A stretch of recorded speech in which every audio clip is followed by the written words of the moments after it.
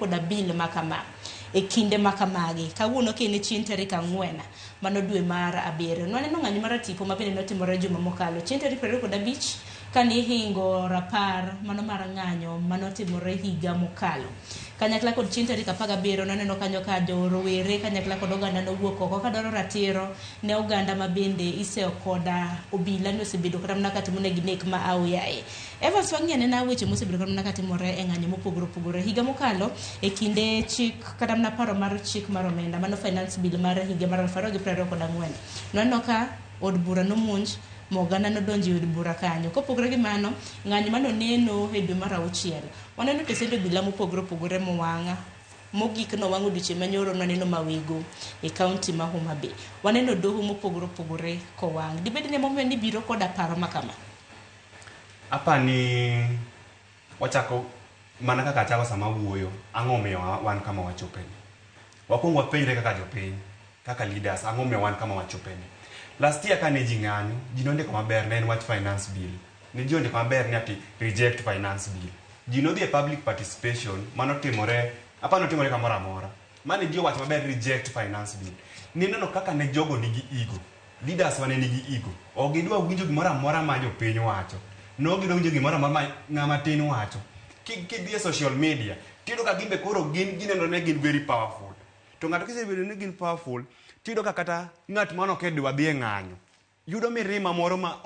oyudore maka already en e ndara oseyudore ka en e ndara koro shida en leaders wa shida ok en chike wan go e Kenya ka chike wan go e Kenya kama pod kada wamedo onge chik ma nyalo wacho ni ati dhi wang parliament but because wan gi leaders mok nyal listen leaders mok nyal winjo jowa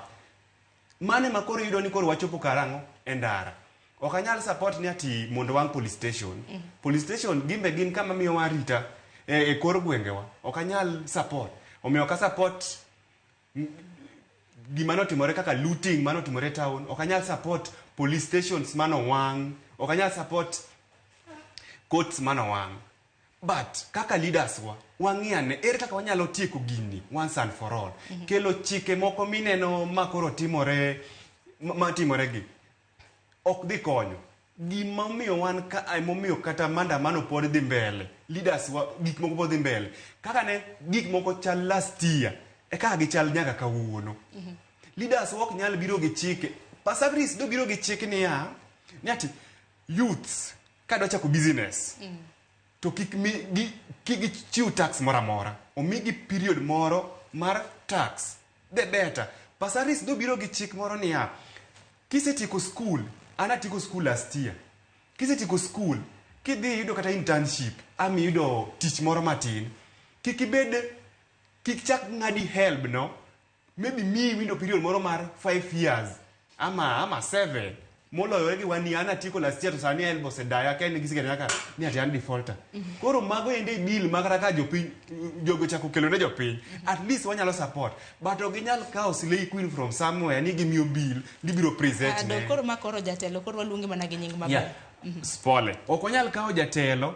ni ati wamiyo bill no biyo som ne jopiny ni ati koro som ne jopiny koro mondo ng'eni ong'ere pasaris mokwongo kata ni bill ma ok ni kata mane committee ma security makoro bedo concerned ahinya gi gini en mana solution en niya ere bills mwanyalo biro go manya support youths wa erokamano ahinya Dina gi Dolphin kapok amiyo thuolo mar loso nikech